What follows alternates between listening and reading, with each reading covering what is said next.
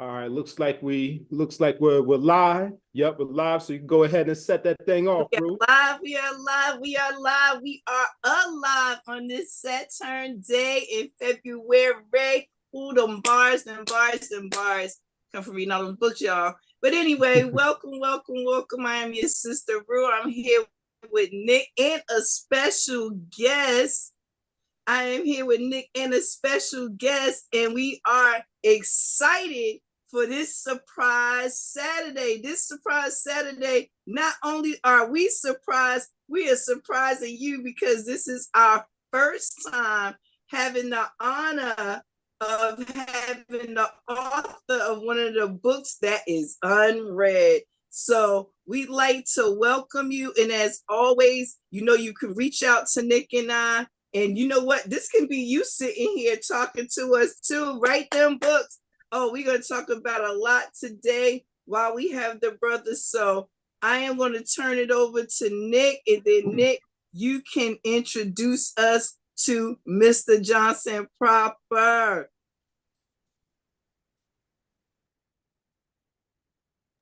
I was muted. That's right, everybody. What's going on? Peace, everybody. Thanks for joining.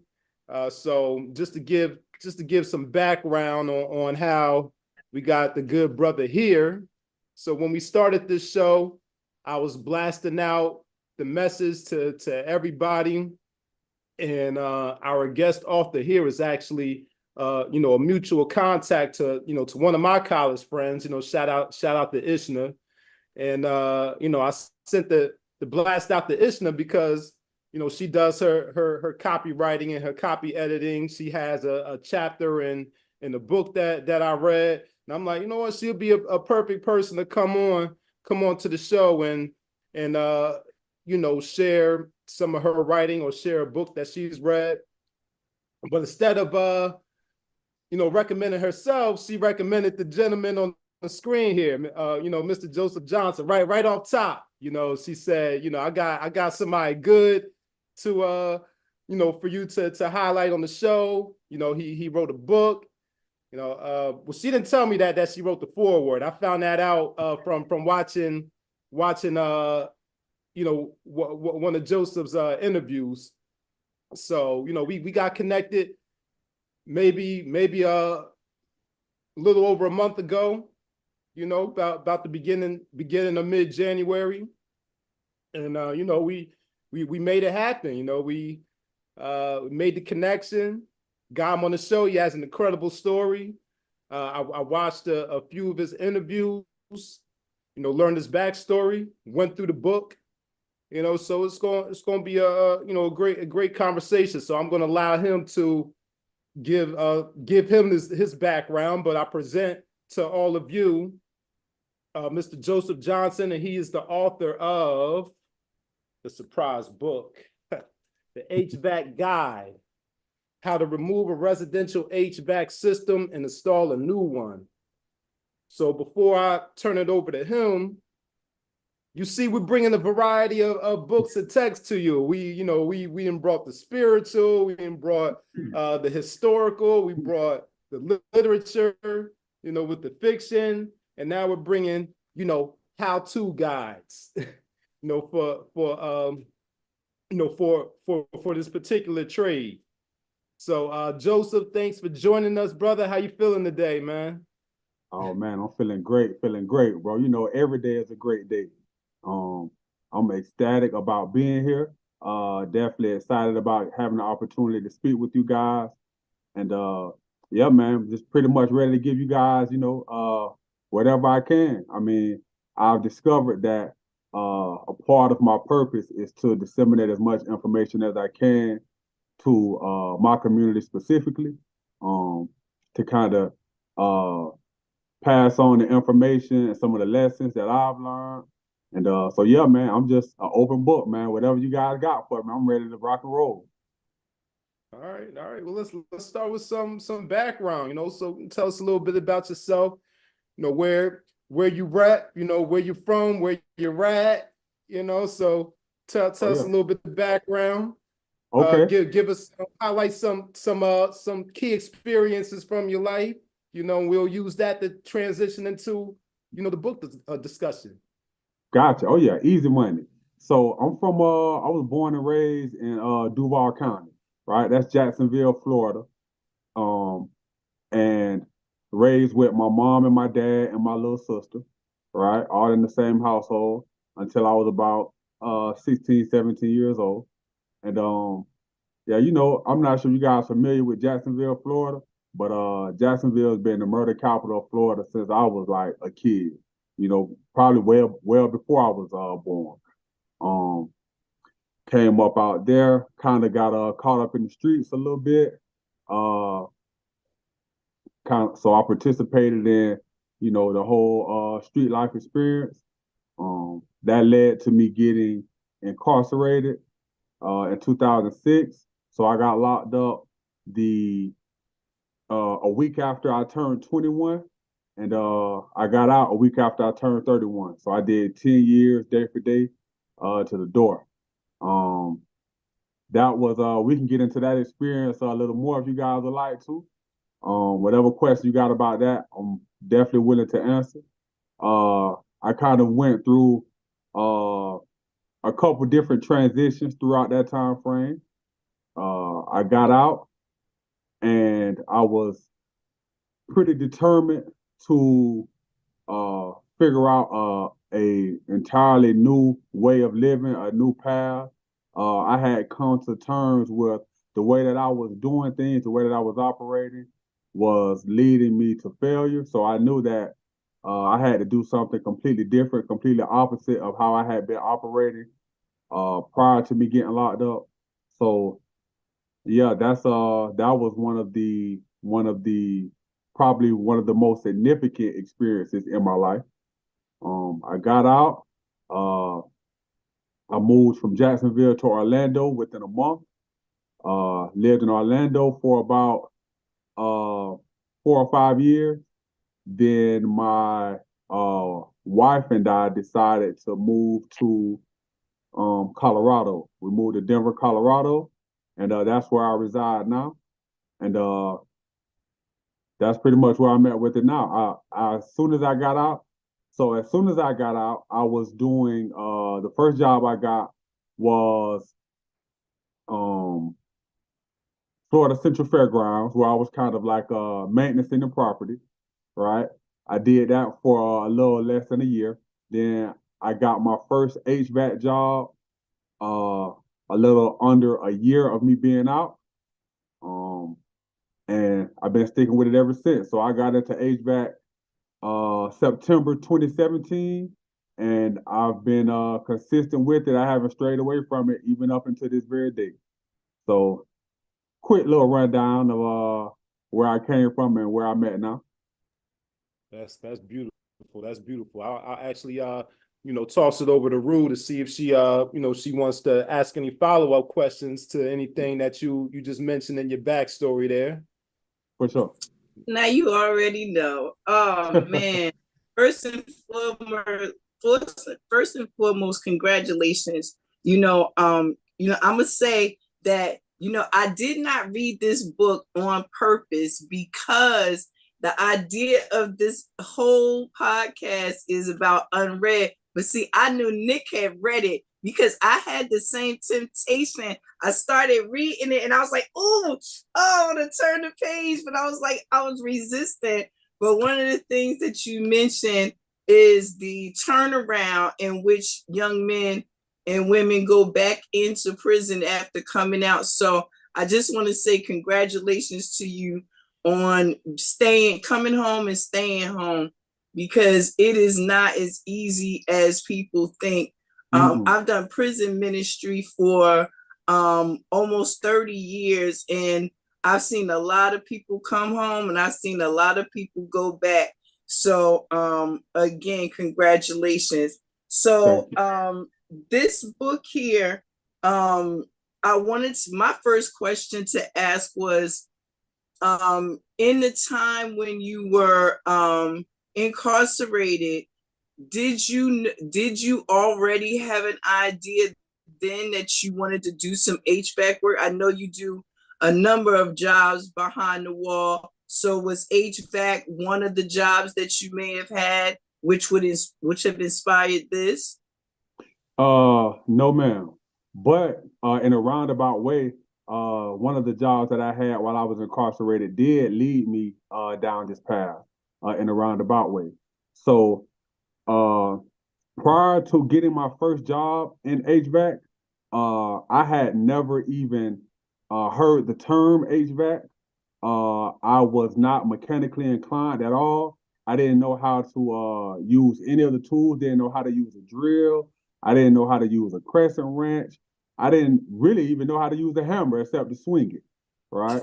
But so while I was incarcerated, the primary job I had while I was incarcerated was I was a GED teacher, right? I became a GED teacher while I was incarcerated, and I actually helped a little over 70 guys get their GED. And that was when I discovered that I had a somewhat of a knack for teaching very specific types of guys, right? I just realized that I really excelled at teaching guys who had somewhat of a street background, teaching those guys, just basic skills like math and reading, right? I would and I didn't even know that I had this skill set as far as teaching. There was a guy who was running the GED department, and he was just looking through TABE test scores. So when you first get incarcerated, like the first day, you have to take like a TABE test to kind of see where you score. And apparently, I had like a perfect score on my TABE test. So this guy was like, "Damn, man, he's relatively young," because like I said, I was 21 when I went to prison. So they were like, "Man, he's pretty young. He's black, right?" Because at that time, all of the teachers were white. They were like, "Man, he's a black guy. He's pretty young. He has perfect TABE scores. Let's see if he's interested in teaching." So I went up there and I was like, "Yeah, I'll give it a try, sure." And I just got in front of the guys and I started teaching math. And the first thing I asked was, what's something in math you guys struggle with, right? Everybody was saying like fractions, decimals, stuff like that. And I was like, well, wait a minute now. There is no way I can be in a prison, right? Guys, everybody in here is from the streets. And you guys say you struggle with fractions? Impossible. So they were like, "Man, I'm telling you, man, we don't know fractions, this and that." So I was like, how many people in here done sold drugs, right? Everybody raised their hand, right?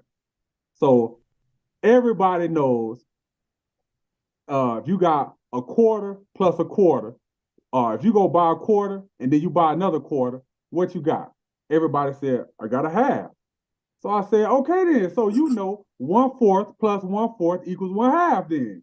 They was like, "What? Wait a minute, that's how I was like, yeah, that's all fractions are." So when that revelation was made, from that moment forward, I became the math teacher and I excelled at it, right? I didn't realize that I was able to make teaching math so easy. So I said all that to say, while I was incarcerated, no, I never learned or even thought about HVAC, but I did realized that I had the capacity to become a teacher, which is kind of what I'm transitioning into now. So that was kind of the long and short of it. I love the long and the short of it. That, you know what, that is a gift. And I tell people that TABE test sometimes really reveals a lot more than we think. I think if more people paid attention to that, they'd be in places where they would excel, because like my grandma used to say, when you love what you do, you never work a day in your life. And you seem to really have grasped this idea of being able to work with a very specific demographic. And that is, that's a gift, truly. Yes, so thank you for your hard work and your dedication, and not only taking, the HVAC trade itself and being successful with that, which I'm gonna leave that to Nick to ask more questions about that. But you could have decided, well, I'm home now. I don't have to continue this process of helping people, but you did. So thank you for your hard work and dedication. I'm sure that there are many, many, many families that will thank you for the work that you do. So Thank Nick, you for I'm the gonna give acknowledgement. it to you, and you can ask some more questions too. Yeah, that was a great story. I don't think you I haven't heard you tell that one before, in the because I've watched at least 3 or 4 of your interviews. Okay. That's a different one. I love that story right there. And I'm an educator in the in high school, so I'm sure my students, not that they sell drugs, but they can relate to the examples, because Yeah. they're in that environment. Yeah. They're surrounded by that, and they listen to the music, so they have some familiarity with it. Yes, sir. So that's that's a great story. But I guess my question would be, there's so many trades out there. There's HVAC, there's electric, there's construction. So why HVAC over the other trade or other options that were available to you? So for me, I would say it just happened by happenstance, right? Just literally from me being in the right place at the right time. I was working at Central Florida Fairgrounds, like I said, and one of the guys who there were two guys who hired me, right? A guy named Jay from Miami and a guy named V from Miami, right? Who I'm extremely grateful for. These were the two gentlemen that gave me my first job once I got released from prison. So I was working with these guys at Central Florida Fairgrounds, and I had that vigor, that I had that tenaciousness to just I'm coming to work every day a little bit early. I'm definitely working like I own the place, like I'm working extremely hard, right? I just wanted to outwork anybody I was around. And what happened was the guy V ended up leaving that company and going to a HVAC company. And when he went to the HVAC company, he was, excuse me, he was working, and apparently they were looking for more people, right? They didn't have enough workers, so they were looking for more people. They didn't care if you had any experience. They just needed hands, right? They needed more labor, reliable people though. So he called over to the Central Florida Fairgrounds, and he was asking another guy, hey man, they starting guys off with $15 an hour. If you don't have to have any experience, if you have any tools, that'll be great, but you don't really need to have any experience, right? And the guy who he was talking to was like, nah, I'm okay. I think I'm gonna stay over here. And I was just in the background, and I was like, man, shoot, I'll give it a try, right? Because in my mind, I was thinking, oh, it's an AC company. I'm gonna be working in the AC instead of working outside in the heat, right? Not realizing that if a place needs me to install AC, then they don't have any AC. I didn't make that connection at the time. So I uh I was like, yeah, V man, I'll give it a try, right? And he was like, okay, well, uh I get your application, come put in the application. They're hiring people right on the spot, right? So he made me think that it was a shoe in. And I got the application and filled it out. I took it in, and the guy who was hiring, he went straight to, man, I'm gonna just get straight to the chase, man. What's up with the felony? Right? That was the first thing he said to me. And I was like, well, I was making terrible decisions about 10 years ago. I'm 31 now. This happened when I was 21. I was making really bad decisions, and it led to me catching a felony, right? But I'm in a completely different headspace now, and yeah, I'm just ready to make better decisions. And he was like, "Yeah, we can't really do anything for you, right?" So he pretty much kind of shut it down. And I was like, sheesh, man, I was thinking that this was a shoe in, right? I was thinking that I automatically had the job before I even came. even though I still presented myself like I was trying to earn it, but he just kind of shut me down. And I walked away from that feeling like, well, sheesh, that was kind of discouraging. But the way that I presented myself is really what kind of got me my introduction into the HVAC industry, because I was dressed in a suit and tie. Uh, I was dressed like I was there to hire someone rather than get hired. And unbeknownst to me, the owner of the company was there and saw me, and there were no other black guys working there at the time, right? So when they saw this tall black guy walk in with a suit and tie on, they assumed that I was an auditor. So they thought that I was there to audit them. So when the owner came back and asked the hiring manager, "Hey, what was up with the auditor?" He was like, "Oh, no, that guy was looking for a job." So he was like, "He was looking for a job? Oh, so what's up with him? What's the deal with him?" He was like, "Well, he had a felony, so I told him, we didn't need him at this time." So the owner told the hiring manager, "Hey, man, if that guy presented himself like that, and he came in here, like that, man, get that guy a shot. He's probably worthwhile." So they called me back a week later, and they was like, "Hey, man, we've been interviewing guys all week. You presented yourself the best. Are you interested in coming in and are you still interested in the job?" I was like, "Absolutely, absolutely." At the time, I was making $9 an hour at Central Florida Fairgrounds, and these guys were talking about paying me $11 an hour. Now I knew that V had already said that they were looking to pay someone $15, but I was like, man, I'm just gonna see what I can learn and see if I can use it as a stepping stone. So I got there, and yeah, that's what kind of started my introduction into HVAC. Before then, I hadn't even considered a trade, so there was never even a thought or a mention of maybe electrical or maybe welding or maybe plumbing. I just kind of that's kind of how I got introduced to HVAC, and I just stuck with it. But I will say this: if I could do it all over again, right? If I could start from the beginning, all over again, I might have chosen welding rather than HVAC. Although I think that I love HVAC, I love the trajectory that it's took my life on.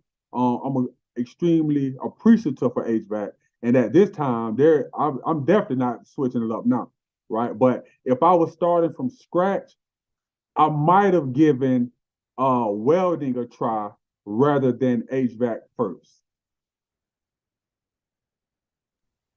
Man, beautiful, beautiful. Obvious question. Wait a minute. Why ahead. welding? Yeah.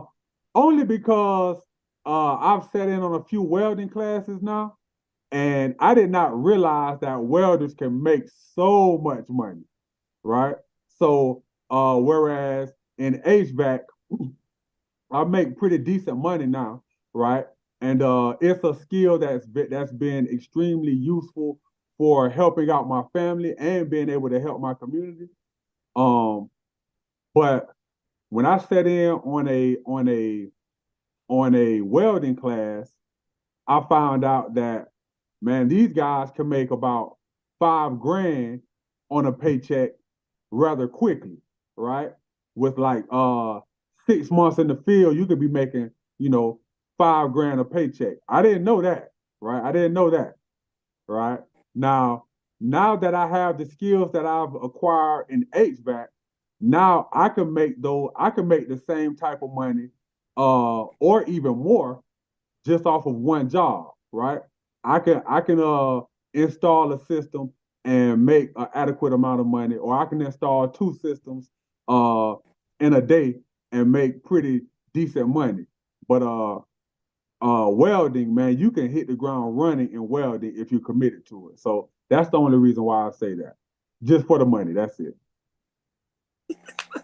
Okay. Yes. Then Nick, you were gonna say.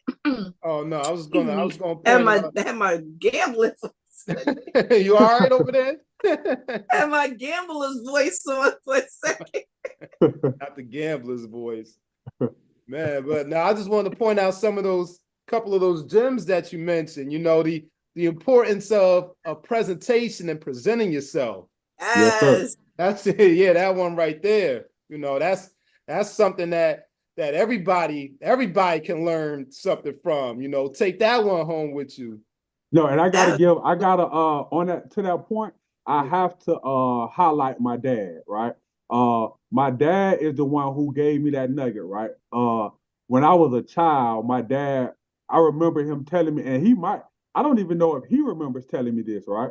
But somewhere along the way, he mentioned to me, man, anytime you're interviewing for a job, dress like you're the person hiring and not the person trying to get hired, right? And that stuck with me even to this day. So, man, I'm extremely grateful to my dad for just that little nugget, man, because uh, that literally was a catalyst to me getting started in the HVAC industry. Shout out to the dads. Shout out to dad for sure. Yep, salute. Shout out to the fathers. I be trying to tell people they are important, everybody. For Yeah, sure, yeah. for sure. Important. Yeah, because you notice that even though Joseph went off track for a little bit, he never forgot the foundation and the roots. So even though he went off for a little bit, he came back. He came back and remembered those lessons and applied them. Man, I don't know if you know how potent and how I don't know if you know how important what you just said is, bro. Because I recollected on that a ton, man. When I went off track and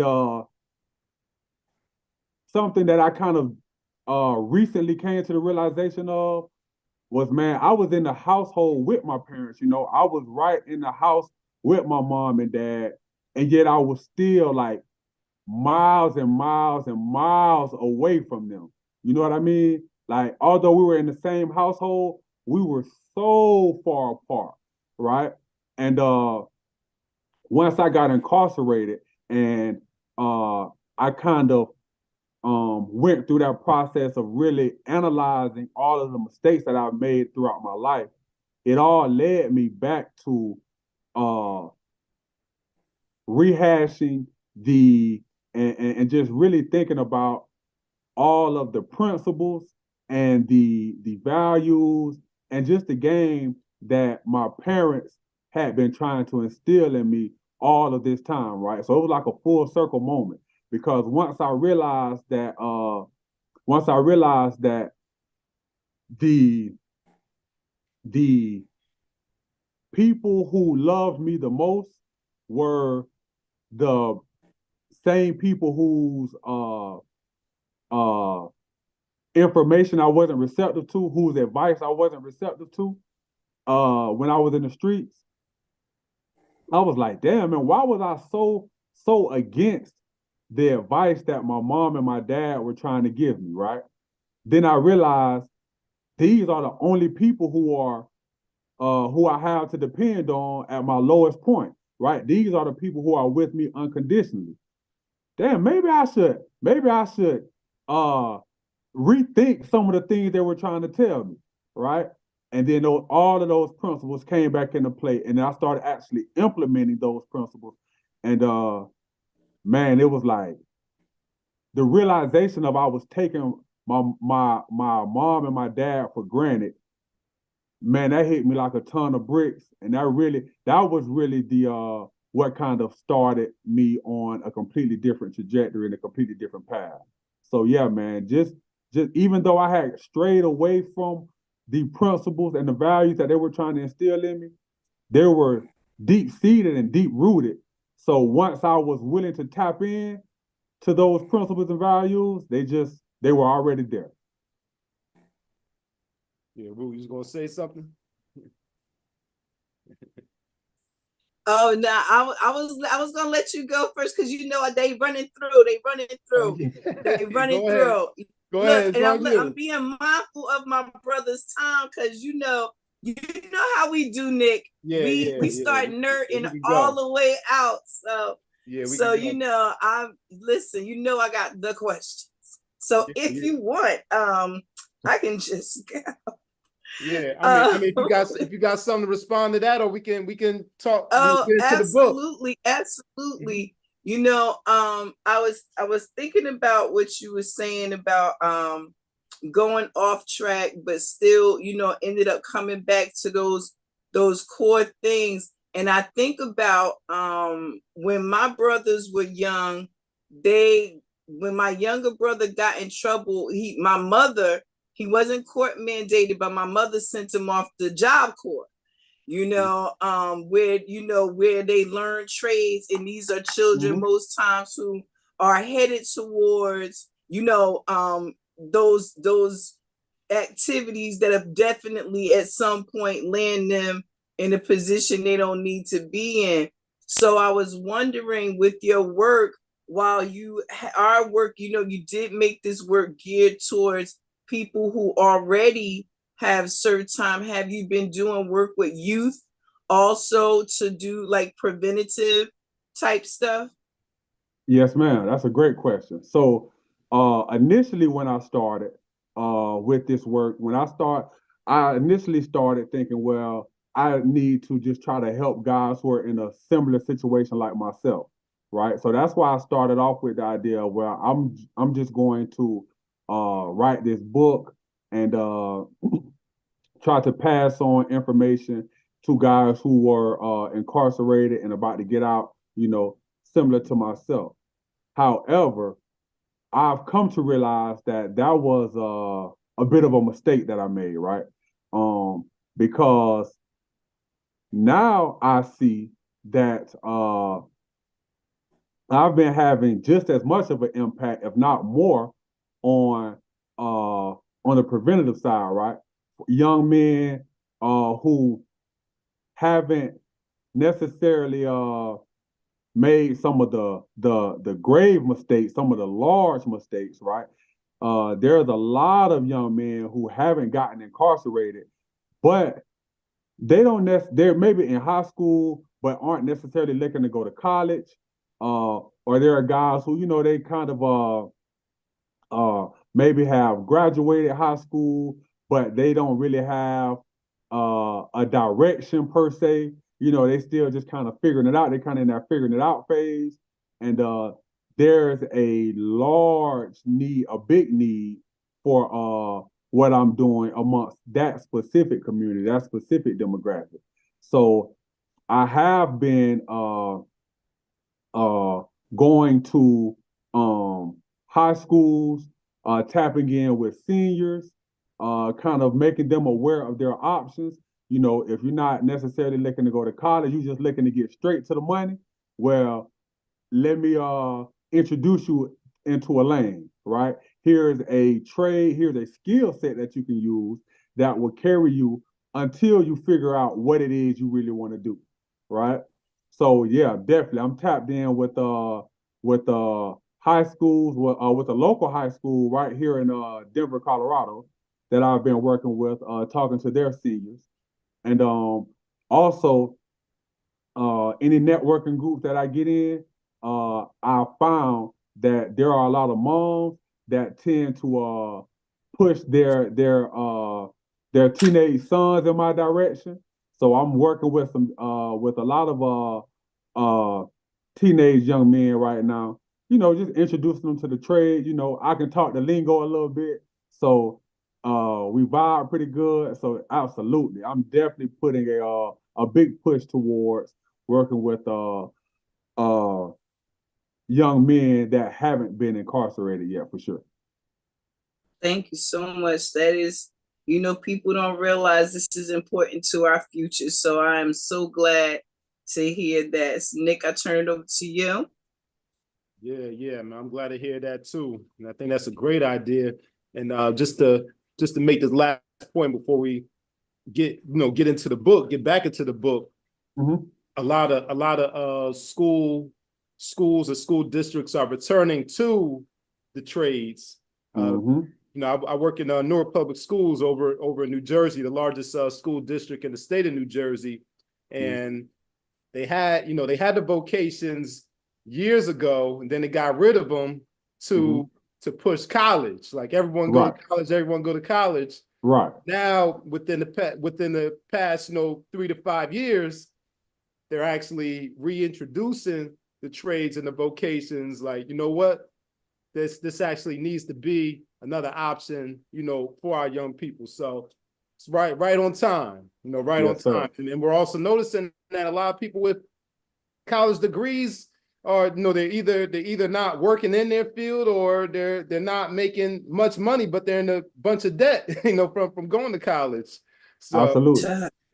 but that's a whole other conversation. For sure. For sure. But let's dive a little bit deeper into the book, and talk about the content of the book, as well as the process, the writing process, the publishing process. This is UnRead, so we wanted to establish that background, because of course the author's background has a deep influence and connection to the work that they produce. Mhm. Let's get into the book. Talk about, put it up on the screen. Oh HVAC yeah. Oh guy, yeah. once again. Oh yeah. And before we get into it, let's Joseph, tell them about how they could get the book, and then we'll reiterate it again towards the end of the show. Okay, so for sure. The best way to get the book is right on my website, visiontransition.com. That's vision, just like our vision, transition.com. So that's the best way to get the book. You can also get it on Amazon. But I would prefer that you get it on my website. Or you can hit me directly in my DMs, and I'll get the book straight to you. You can hit me on Facebook or Instagram, Vision Transition. That's my Facebook and Instagram. And yeah, you can just DM me directly. And hey, man, I'm interested in the book. And I'll get you information, and I'll get the book to you immediately, just like that. So yeah, those are the best three ways to kind of connect with me or get the book. Great. Now that we unveiled the surprise, I'll go back and put all the information into the title and into the description, so folks will have it there as well if they're more visual. Yes, sir. So how did the book come about? Why did you decide to write the book? I guess versus other methods of, I guess, disseminating the information or teaching the information, because it sounds like you had some skills with teaching. So why write the book? So tell us about how that came about. So the book, I think the thought, or the spark, what sparked the thought for the book was two gentlemen. One gentleman by the name of 19 Keys, who I was listening to quite a bit, and he was like man, you should everyone should write a book, right? I'm pretty sure it was him who I heard said every man should do three things before he leaves this earth, right?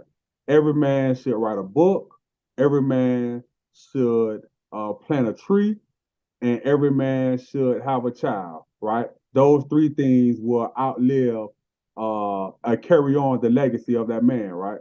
So I was like, man, that's pretty interesting, right? I had never considered it from that perspective. So I kind of from then I started thinking about, well, like, how would I write a book? Right? What book would I write? Because I never had any desire to write a book. The other guy was a guy who I kind of consider a mentor from afar, right? Because I watch all of his stuff on YouTube. A guy by the name of Him 500, Marcus Barney. So he was breaking down how you should at minimum have at least like 4 streams of income, right? And he was explaining like how you don't start 4 different things. You don't have like 4 different lanes. You try to maximize the one thing that you do and try to make money off of it 4 different ways. So he was saying, man, you should, whatever your 9 to 5 is, right? Whatever your job is, that's one stream of income. Then you should create a book, some type of guide centered around what it is you do on a day-to-day basis, right? Then he was saying you should put together an e-course so you can teach people how to do it via e-course. And then you should also figure out how to have like live events or like live training. So I was like, dang, I wonder if that's something I could do. So then once that got my wheels turning, it just started taking off from there, right? So I was like, well, you know what? I never really thought about it before, but I train guys at work all the time, right? I'm teaching guys at work all the time. So maybe I should figure out a way to maximize that earning potential.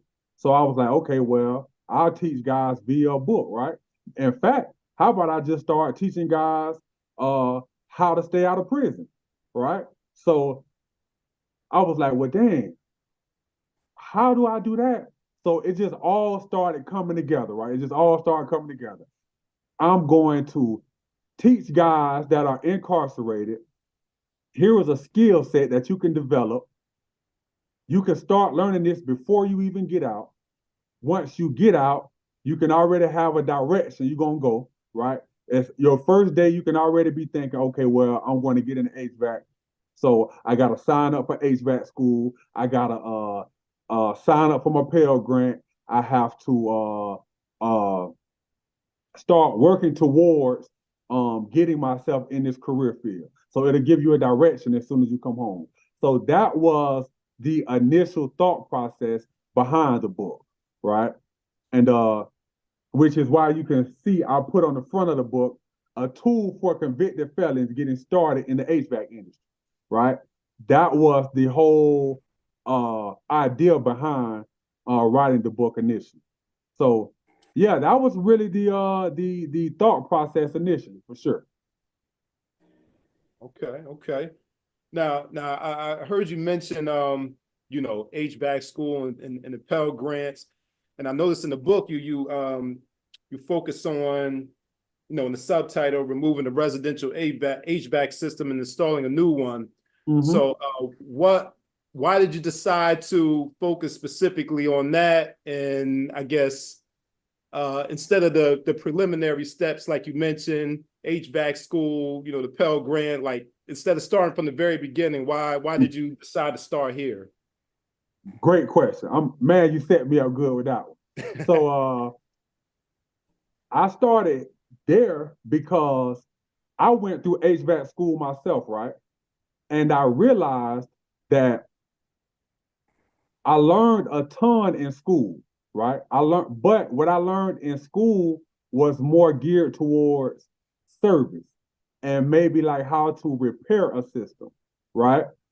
But when I went into the workforce, when I went into the work field, they weren't necessarily looking to hire someone for service or repairing a system, right? Unless you already had experience in that area, right?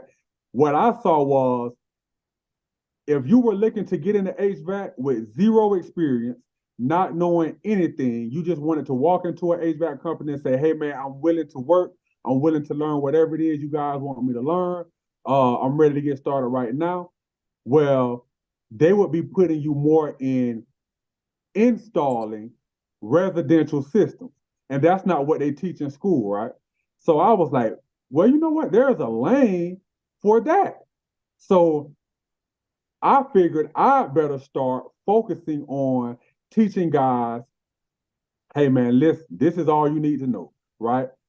I'm going to equip you with the skill set to become an experienced helper, right? And an experienced helper in the HVAC industry, depending on, what state you're in, you can start as an experienced helper for about starting off at about anywhere from about $15 an hour to somewhere about 22 to $24 an hour. So I knew that just having conversations with guys that were incarcerated, they were willing to start with a good pay for them. Usually was about $17 an hour, because I would always ask guys, hey man, what's how much do you need to make per hour to feel like you're secure, right?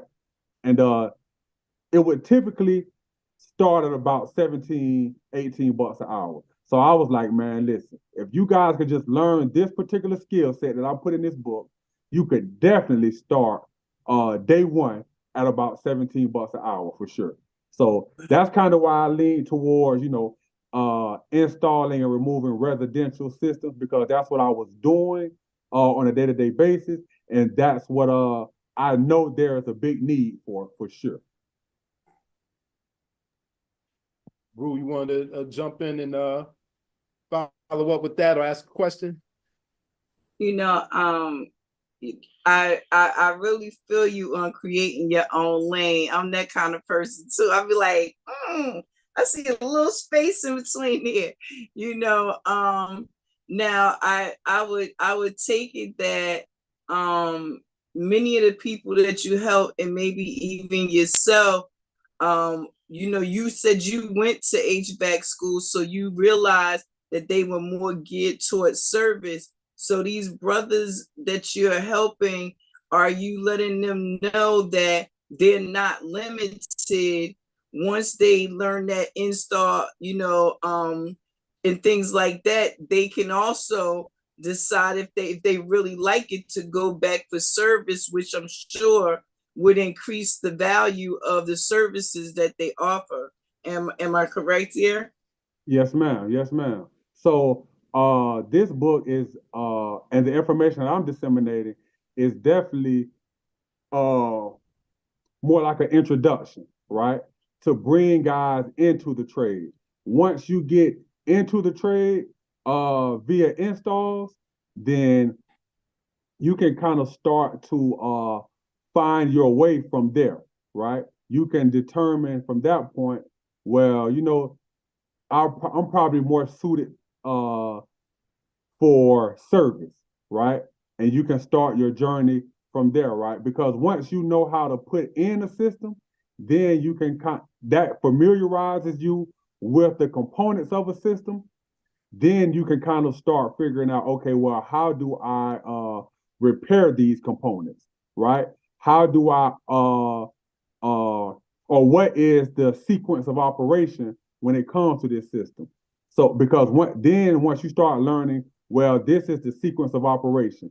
First, the inducer fan kicks on the furnace. Then the pressure switch is activated. Then the gas valve, right? Once you start learning those things, then you can start figuring out how to repair a system, right? So then you can start figuring out how to service a system.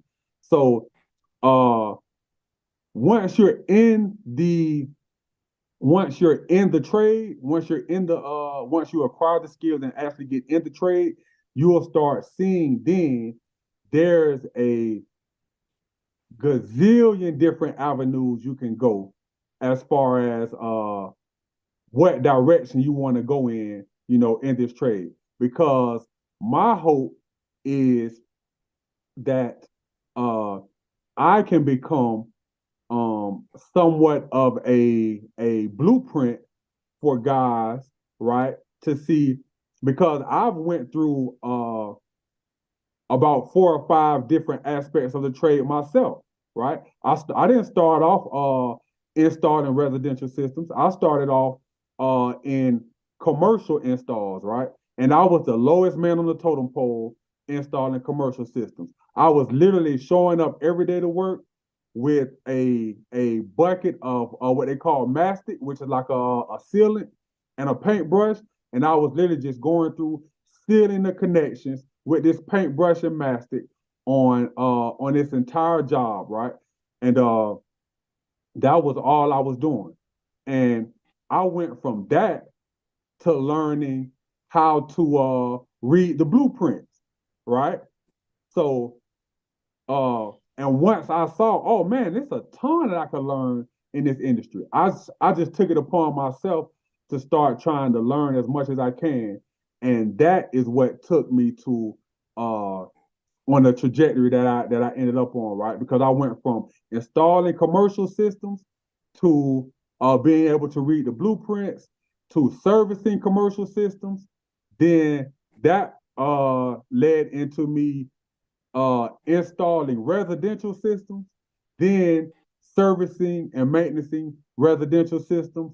And now I'm kind of I'm in a position where I'm training other guys and teaching other guys, what to do.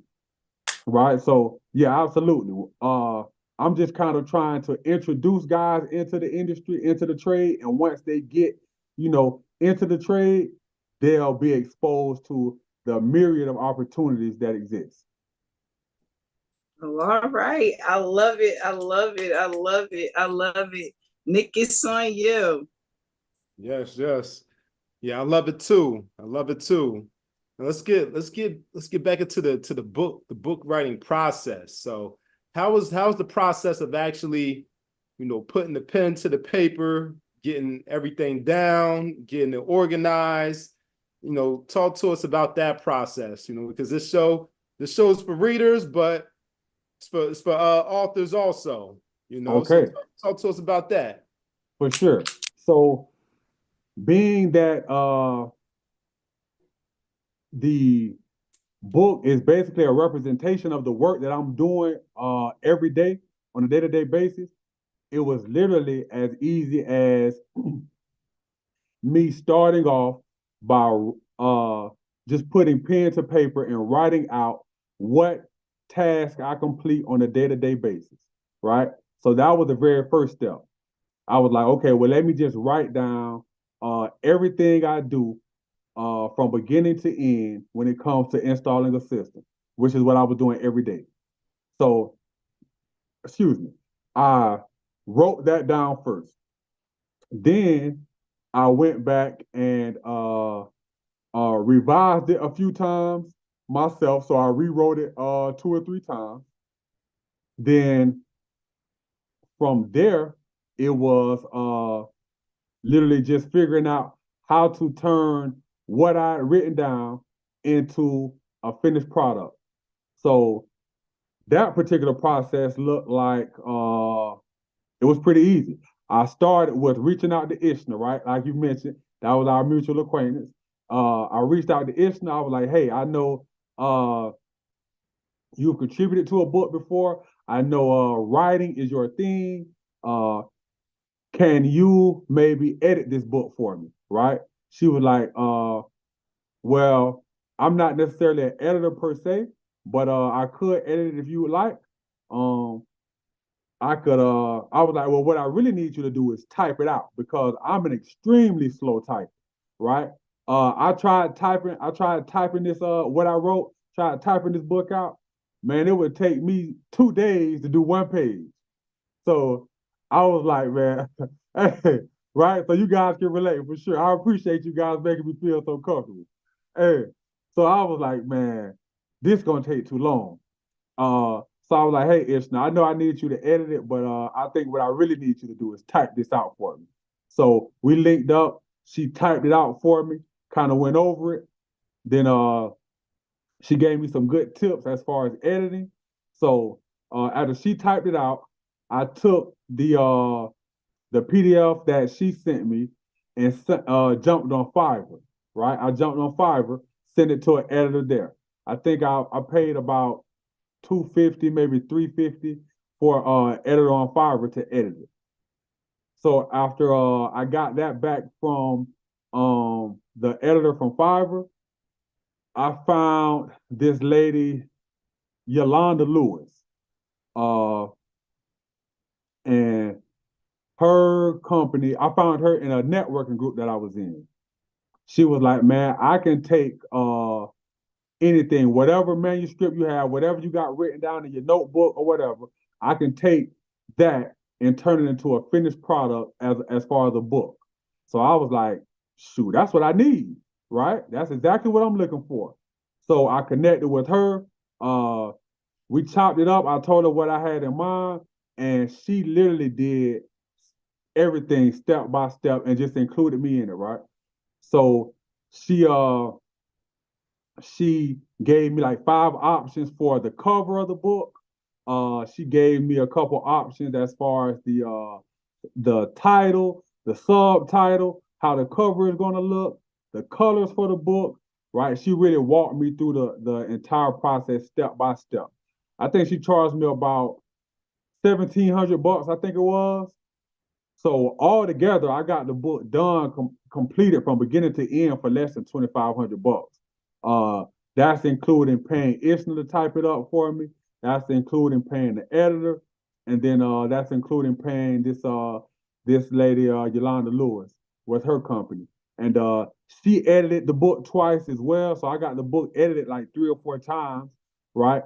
Not including the own editing that I felt like I did, right? I thought my book was perfect, after I wrote it, right? I was like, oh yeah, this is finito. I done went over it 3 or 4 times. I rewritten it. I know it's perfect, right?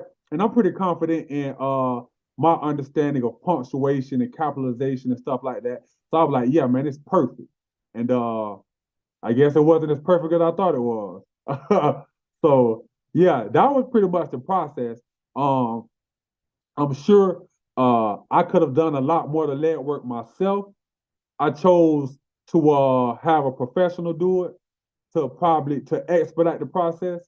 So yeah, that's pretty much how it went. She did everything as far as putting it on Amazon, putting it on Barnes and Noble, and things like that. So yeah, that was the path that I went with it.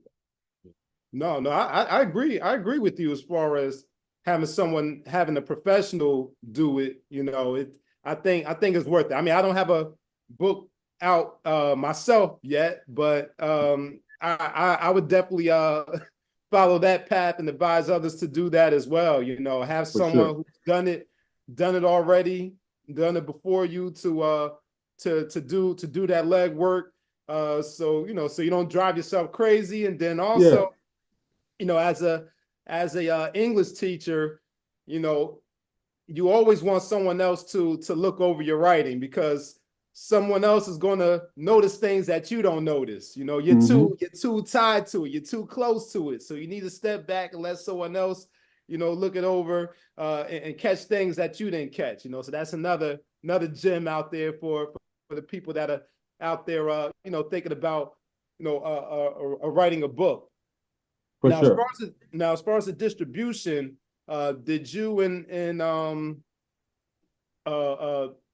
this person had conversations about self-publishing versus going to someone else to publish it? So how did that decision come about in terms of deciding how to publish it, or who was going to publish it? Well, it was a pretty straightforward conversation for me. She was basically saying that you got to put it on Amazon, right? You definitely want to make sure you have a presence on Amazon. Want to make sure you have a presence on Barnes and Noble, some of the bigger platforms, right? Uh, she she basically just let me know that uh uh self-publishing is great, right? She made me aware of all the benefits, the pros and cons of self-publishing versus doing it the other way. And when it came down to it, I was like, hey, I'm totally fine with this first one not being self-published. So that was a decision we went with based on the information that was presented. Uh, Now moving forward, because I'll be writing more books, obviously, right? So moving forward, I may not do it the same way, but for this first one, I was totally fine with not self-publishing. Okay. Roo, you want to chime in on that then? Yeah. I'm sitting here and I am enjoying this so much. Nick, like you said, we bring a variety of genres of books, for this very reason, because we get some great conversations and we really get to learn a lot from each other. And that's important. For me, gotta learn something new every day. But I want to talk about, like I said, I didn't read it on purpose. I could have, because once I started reading, I was in. You had me. But I know we coming up on time. I just want to tell you, I told you when I was going through, the reason I knew I was going to enjoy this conversation is because I found something that made me tickle. Like, for those who know me, they know it don't take a whole bunch to get me cackling, laughing. But with my books, being the nerd that I am, I always find something just joyful. And when I was flipping through, first of all, I love the simplicity of the book, not too congested, easy on the eyes, everything. So, kudos to you on that whole process. And, I'm one of those people that take 90 days to type one page. So I am feeling your pain there. And, you actually gave me some inspiration that maybe I'll just get somebody to do it for For sure. For sure. But the thing that made me tickle was when you were mentioning the tools and things like that. And the first time I came across something and it said self-explanatory, I lost it. Because it was like two medium-sized bags, self-explanatory. One book bag, self-explanatory. Yeah. That Phillips screwdriver, self-explanatory. For sure. For sure. And I love that because, I know that as a person who, at some point in my life strive to be a perfectionist, you try to use all these fancy terms and all these things like that. So I really, really enjoyed just look, what a Phillips head screwdriver is. Your mama or daddy done sent you enough time to need one. So I don't even want to hear it. A book bag. What do I have to explain about a book bag? So I just thought that was the, thing that made this so genuine. It made it so relatable. It's definitely one of these books that I will be recommending to people.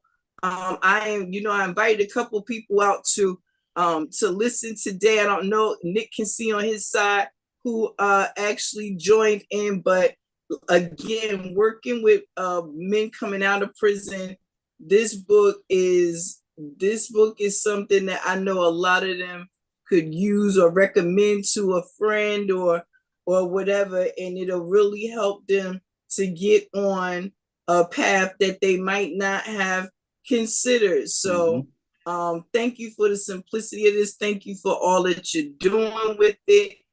Thank you for sharing it with our young people. And just thank you for, accepting your gift and using it in a way that, not only benefits you, but everybody you touch. So yeah, this is one for the shelves, and it will be read, people, not an unread. For sure. So thank you, Brother Joseph. No, I appreciate that for sure. I appreciate that for sure. And that was definitely my intention. That was definitely done intentionally to keep it as straightforward and as simple as possible. Because I suffer from the same thing. I find myself sometimes I overspeak.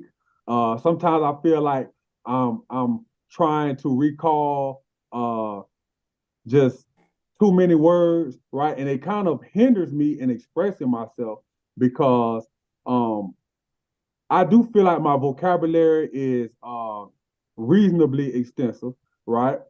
And sometimes, I have a tendency to overcomplicate things, specifically when I'm trying to speak in layman's terms. So I wanted to make sure that I kept it as simple as straightforward. I wanted to make sure the information was easily digestible. And I knew that as I was writing it, the content was specifically for guys who were incarcerated. So I was imagining the guy who would be reading my book, I had a picture of who that person would be while I was writing it. So I was like, so with that picture in mind, I was like, let me eliminate the college words, right? Let me eliminate some of the scientific words, and let me convey this information in a way that if a guy is being introduced to this information for the first time, he's not getting overwhelmed or getting intimidated by the language. So I appreciate you catching that, and absolutely, I definitely wanted to write it with the spirit of, come on now, you familiar with some of this stuff already now, right? Let's not get too deep with it. You know what I mean? Like, let's keep it, as simple and easy as it actually is, right? You know what a book bag is? Yes, okay, just get a book bag, right? You don't gotta overcomplicate it. You know what a Phillips screwdriver is? Okay, get one of those, right? It don't matter what size it is, just get you a Phillips head screwdriver, get you a flathead screwdriver, and make sure you got that in your tool bag. So it's self-explanatory. So yeah, I appreciate you catching that little bit of nuance as well. Thank you. Yep, indeed. And yeah, and I'm glad that you mentioned a few minutes ago that you're going to write more books, because I said one of your next books has to be the memoir where you tell the whole story, where you get a whole story from beginning to now. That's going to be a powerful one. So I know that one's coming. You know what? I wanted to avoid doing that with this one because I wanted the book to be about the information rather than about my story. Now that I've written this book, I found out that apparently people find my story pretty interesting, right? And then I start recalling some of the stories, and I'm like, man, God, it's so much I can talk about, right? I got so many stories, right? Just uh from starting out, like how I feel that I even became susceptible to the streets, right? Uh like I said, I come from a two-parent household. I grew up with my mom and my dad. They didn't go their separate ways until I was about 17 or so, right? But how I ended up getting active in the streets. And when I say active, I mean I participated in the streets, on pretty much every level, right? I've never been in a gang or anything like that because we didn't really have gangs in Jacksonville, but participated in all of the activities in the streets, right? And how I went from, a two-parent household to being in the streets to going to prison to getting out of prison and transitioning into a trade, transitioning into teaching, and everything across that journey, right? Um, being becoming adaptable, right? Adjustable, uh, feeling like I am equipped to hold my own in any room that I'm in, right? I've been in the room with some real high-end professionals, and I felt right at home, felt comfortable. I've been in the room with it's no question about it. These dudes in this room got murder charges, uh, as high as it can go, multiple murder charges, and I'm comfortable. I can vibe, speak. We all on the same level playing field, and so just being able to be comfortable in any environment that I'm in, that adaptability, the experiences that I've been through to achieve that level of adaptability is a story in itself. So yeah, man, I'm starting to realize that the memoir is something that people are a little bit interested in. So at some point it's definitely on the way for sure. I think I've been doing uh uh reasonable job at kind of touching on my memoir just by doing these interviews, you know. I started talking, and man, it's just the right question. Somebody asked me a question, and before you know it, I'm off into a story about, man, this and that, this and that. Man, I remember this happened and that happened. And as I'm speaking, people are like, "What? Is this a movie, bro? Are you serious?" I'm like, man, so much. Even now, I'm just thinking about, man, it's just certain things I can think about, man, that there are stories that have been like uh impactful to me that I never really shared with anyone. You know what I mean? And yeah, man. So that memoir is definitely on the way. That's definitely going to be a powerful one, and I can attest to the mind blowing experiences. You know, just listening to the links that you sent me. You know, when we were first getting acquainted. You know, that 2 hour plus interview didn't even feel like it was 2 hour plus when I was watching it. Thank you, bro. I appreciate that. I appreciate that. Yeah, for sure. So we're definitely going to be, you know, looking out for that, and that's also another gem for the listeners out there. You know, if you're writing about your experience, of course, the first gem that you mentioned with the HVAC guy, you know, writing about what you do. But if you want to write or tell the story about your life, get someone to sit down with you and ask you questions so you can start pulling those stories and those experiences out, and you could put it together into a cohesive story. I mean, just everything from, you know, from your adolescent years even up to now, because right, you know, today we're just talking about the HVAC, but you're into so many different things outside of that. Like I know he's into the farming, you know, you're a reader yourself, you know, so you know that had to be like a part two right there, because you know Roo, she's into the farming and the agriculture too, you know, so that had to be like a whole other conversation on you know, maybe on another platform or another occasion right there. For sure. For sure. Absolutely. And man, you know what? I told them, welcome to the Nerd Crew, because we are here. We talk about all the things, everything. Man, you know what's crazy? It's even when I was in the streets, I've always been a nerd, right?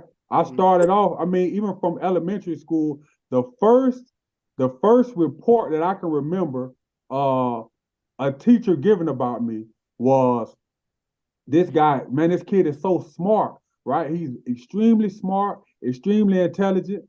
But the problem is he's finishing his work before everyone, and then he's just uncontrollable at that point. Uncontrollable. So I mean, his conduct, we just got to figure out how to rein in his conduct. He's extremely smart, because even back then, man, I can still remember even now. I can still remember I was so enthused about reading this line of books called Goosebumps. Man, I was reading Goosebumps. Man, I would probably read 2 or 3 a day, and I would just run through them, bro.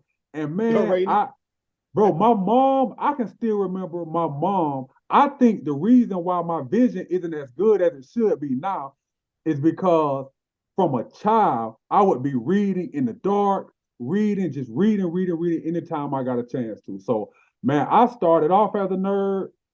Even when I got in the streets, I was still a nerd. People just didn't see that side of me. And then now, as I matured into an adult, I think that nerd aspect of me is starting to emerge even more. So now, and it's crazy we embrace it. We embrace it fully here. And let me just say, you know what? Sometimes when we have people on our lab, well, not just this show, but other shows that I'm a part of, they'd be like, "Oh, I remember when I started." And when you said Goosebumps, I was like, "Dag, I used to buy those for the kids." But you know, they would definitely go through those books like you can't imagine. And you know what? I think that we should, for those of us who are fortunate enough who developed the love for reading early, that's something we should talk about more, because people really don't know the fun that they're missing. Like, I don't know, when I read a book, sometimes it's like almost like being told a secret. You know what I'm saying? And it's like, sure. oh, I learned this thing, or oh, I found out this thing. And so, this is no different. It's like, listen, I'll bring my book with me in my book bag and my Phillips head and everything. Look, I mess around to install an HVAC. Don't play with me. You know what I'm saying? So look, I gotta try everything, Nick. You know how I get. I know how you do. But brother, this has been so much fun. Thank you so much. And listen, you are welcome here. And I agree with Nick that when you start writing the other things, we want to be the first ones in. I am putting my bid in. And I think I'm a little salty because I don't have no autograph in here. I was like, wait a minute, where's my autograph? So I don't know. I might have to send this back, get an autograph, and have it come back again. But guess what? We got this interview though. So I can say I knew you win. You know what I mean? But brother, you have been an absolute pleasure. Again, thank you for all you do. I could go on and on thanking you, but I'm going to give it on over to Nick. And please don't forget to remind us where people can find you and how you want them to get at you. So thank you, brother. Nick, I'm going to let you take us on out. Okay. Right. Wait a minute. I got a quick. Yeah, go ahead. I had a quick question before y'all wrap it up. I had a question for you guys. I wanted to know from both of you guys, what has been one of the most impactful books you guys have read up until this point? Oh, that's gonna be a hard one. It's so many. Impactful where? Impactful where? Because it's so many aspects that we could talk about, but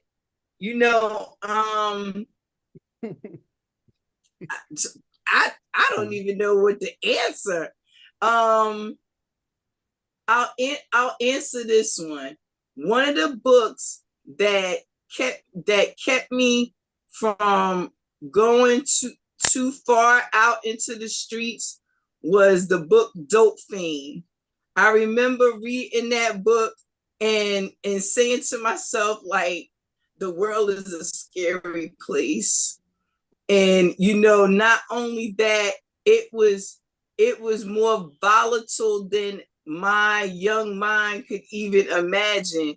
And being a female child, you sometimes don't know the terrors that lie await outside the door. So that book, Dope Fiend and Journey of the Souls by Dr. Michael P. Newton, those two have been very impactful, because one made me look at what a path could be, and the other showed me that we have multiple paths. So those two. Okay. Mr. Westbrook, I see you got a whole library back there. Oh yeah, he do. I do. Man, I do. I'm like, man, that's a tough question, because I could probably give you a top 5 books, not all together, but top 5 from each genre. Exactly. Yeah. But exactly. I gotta narrow it down to one. If I have to narrow it down to at least one, I'll go with a coming of age book. Since that's what Roo sounds like. Roo kind of gave that, gave one like that. I would say one kind of coming of age book for me that was impactful was Native Son by Richard Wright. Okay. Because I first read that one as a 9th grader in high school. So that was one of the first books that made me conscious or made me aware of the realities of Black people, Black men. Even though it was a fictional book, I knew that it was a reflection of reality. art imitating life, life imitating art, or like my African American literature professor said from Howard University, rest in peace to him, Dr. Greg Hampton, he said literature is a direct reflection of the people who produce it. That was the predominant purpose of the course, as he would call it. That would be mine right there. Native Son by Richard Wright. Okay, okay. If I could follow up on that, man, I would say for me, it would be a book titled Powernomics by Dr. Claude Anderson. Man, I read that book. I came across it while I was incarcerated, and it was the first time that as I think about it, I don't even know why that book was so impactful, why it created such a shift, but for some reason, I don't know if it was the language, if it was just the right place, the right time, but that book really resonated with me. It was the first time I had really considered a sense of community in a real way, right?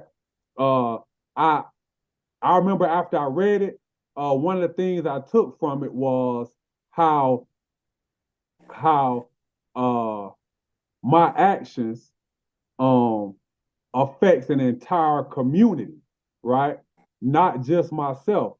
And I think that's one of the reasons why it resonated so deeply with me, because I had just started coming to the understanding of how my actions were affecting my loved ones, right? How my actions were affecting my mom, my dad, my aunts. And I had just kind of came into that understanding. So when I got Powernomics, it was something about it that really made me understand how I'm supposed to be contributing to the larger part, right? The larger community, right? And he was giving like real hands-on solutions. He was like, man, listen, we're as a community, we're spending, we have like such and such amount of spending power. If we were our own country, we'd be number like 17 or something as far as our spending power. And here are some specific industries that we can begin to directly affect, that we can directly control as a community, right? He mentioned seafood. He was like, man, if a significant amount of us right now just went and invested in boats, right, and invested in fishing equipment, we could really corner the seafood market, because we as a Black community, we spend a ton on seafood, right? He was like, man, that's one market we could really start honing in on. And I just looked at the book as a solution-based book, right? I received it as a book that wasn't just laying out all of these issues we had. I took it as, well, man, this is the first time I really read information from a qualified guy that was saying, listen, these are practical solutions we could implement right now, right? Then he even gave like 10 cities that we all could migrate to and start spending out and start building community and spending our money with each other. And one of the cities that was on that list was Jacksonville. And I was like, dang, man, this is crazy. So yeah, I would say Dr. Claude Anderson, Powernomics, that was definitely one of the books. Like you said, Nick, I could probably pick a top 5 from multiple different genres, but if I had to just limit it to one, because man, even just thinking right now, I want to go at Autobiography of Malcolm X, right? That was super impactful for me. A book that you guys have never heard of. I had a guy who was my cellmate, right? He got out and he was writing me still, but he wrote a book soon as he got out, right? A book called Murder City, right? And when I got the book while I was still incarcerated and I could see his name on it and I could see some of the like quotes that we had come up with together, and I see this like in a book format, right? Like one thing we would always say was family through loyalty. To see that like in the book, I was like, dang! And to know that he wrote it, to know that I shared a cell with the guy who wrote this book, it made me understand right then, like, man, this is super attainable, right? So just being able to see that, that was impactful for me. So yeah, man, I can just go in a bunch of different uh areas with it as well, but absolutely powernomics for sure. So yeah, man, I just wanted to see what kind of books influence and impact you guys. That's it. Oh man, first of all, shout out to Dr. Edison. That book is forever fire, forever fire. Wow. You know what I'm saying? But yeah, you picked, I think you picked two of the worst people to ask that question. Yeah. Just because we both love books so much, and so many have made a difference in our lives. I can learn something from any book. So I'm always grateful for that. But great question. Thank you so much. See, look at that, Nick. We get a surprise. We get our first surprise guest. We got, you know what I'm saying? And we got a question that people don't usually do. They don't ask us questions. We tell people, you can ask us questions. You have our IG, you have our YouTube. Make sure you're following us. Nick, also, please don't forget, before we leave out, we have a special announcement for our winner of the Divine Day giveaway. So after we wrap, before we wrap, make sure you mention it. Oh, I think you muted. Oh, I don't know if you cut yourself off. Did you mean to mute yourself? But no, I didn't forget. I was gonna let the brother close out, and then let him go, because I know he has another a function to attend. So we just wanted to do that first. So yeah, Joseph, if you got any final words, you can we'll give you the time, however much time you need to close out, and remember to give us the information on your book and how to get in contact with you. So floor is yours. Take as much time as you need. Okay, no problem. I appreciate that. So as you guys can see, the HVAC guide, that is my book. You can definitely get it on my website at visiontransition.com. Again, that's www.visiontransition.com. You can also catch me right on Instagram. My IG is at Vision Transition. You can shoot me a DM. Hey man, I saw an interview you did, or I came across your book one way or another. I'm interested in getting my hands on it. That's pretty much all you need to say. You can just literally DM me the word book, and I'll get you your information, your address, and it'll be sent off to you promptly. Same thing on Facebook. I'm on there as well. You can check me out and kind of keep up with everything that I have going on there as well. Beyond that, I'm extremely grateful for you guys finding interest in my book and the work that I'm doing. I think for me, I like to just leave with this, right? A couple things. Number one, I always implore people, man. I always just want to make sure I get this message out there, man. Be solution-based as opposed to being complaining-based, right? And that'll take you, man, so far. I feel like that's been one of the keys to me being able to excel and advance throughout, me getting out of my incarceration situation. Just always operating with a solution-based mindset as opposed to a complaining-based mindset, right? Anytime you encounter an issue, a roadblock, because you're going to encounter that no matter what walk of life you come from, but you're going to run into hurdles. You're going to run into stumbling blocks. You're going to run into issues. The entire uh, uh, long and short of it is when you encounter these hurdles, are you encountering them with a solution-based mindset or a complaining-based mindset? If you run into an obstacle and you immediately go to, man, dang, this always happens, man. Or you start talking about your luck, or you start talking about, why things aren't the way you would like for them to be. No matter how you dress it up, man, that's complaining, right? That's complaining. Focus on solutions, right? Focus on, okay, well, this is what the issue is. How do I resolve this issue, right? Solution based versus complaining based. I want to give that. And the second thing I would say is consistency, right? Consistency is, I feel, another one of those core principles for success, right?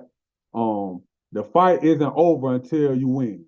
Gotta operate with that mindset, right? No matter what battle I'm in, I automatically know it's not over with until I win, right? There's no such thing as losing the battle because I just keep fighting until I win. So I just wanted to give you guys that, man.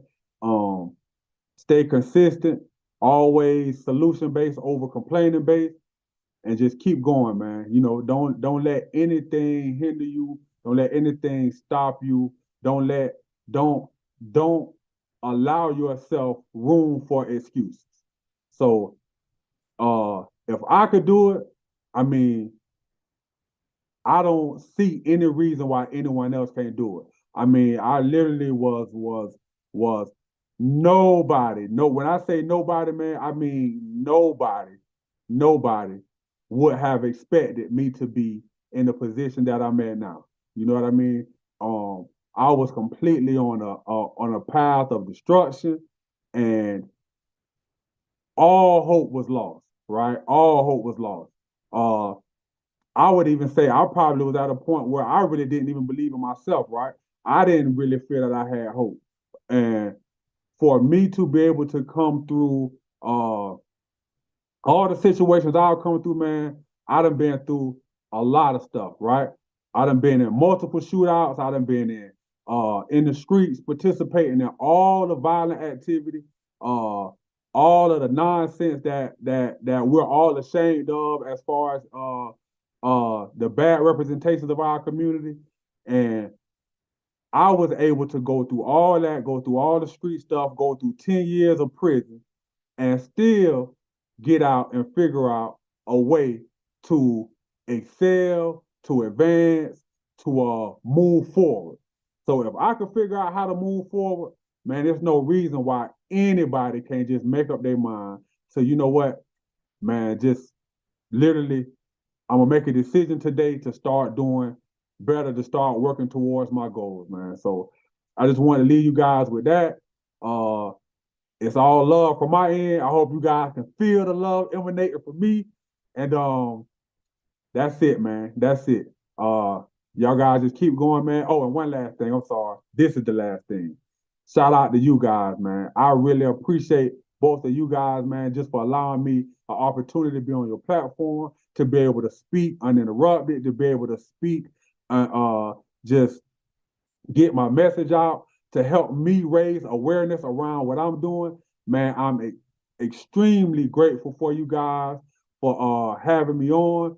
And I'm definitely more than willing to come back anytime you guys would like me to be back, man.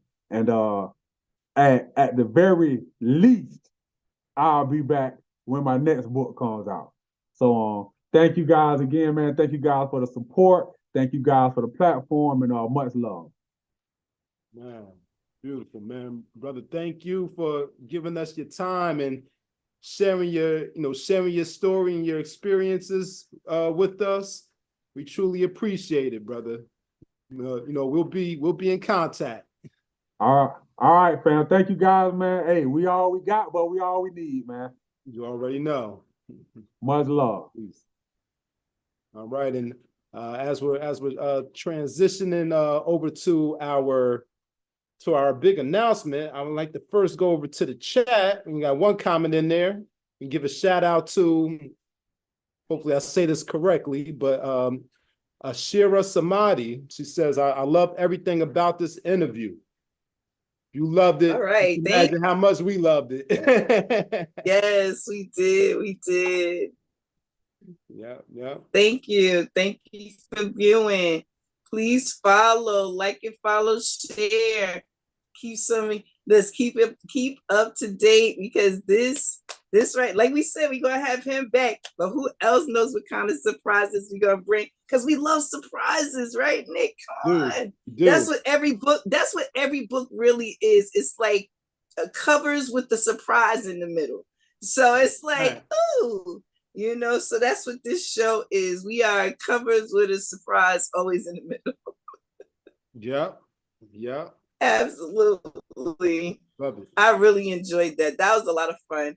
Was a lot of fun. And it was even more fun that he recognized and gave a nod to that self-explanation, because I'm telling you, it had me hollering. I was like, yes, that's what I'm talking about. Get right to the point. I was like, get to the point. Yeah, I noticed that too. But then but on the flip side, I was also thinking about, this new generation, and I'm like,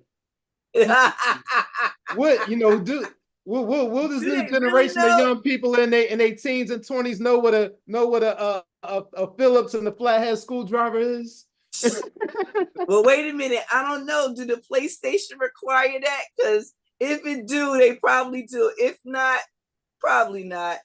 Oh, it's already assembled. They not going. They don't need to assemble or disassemble the PlayStation.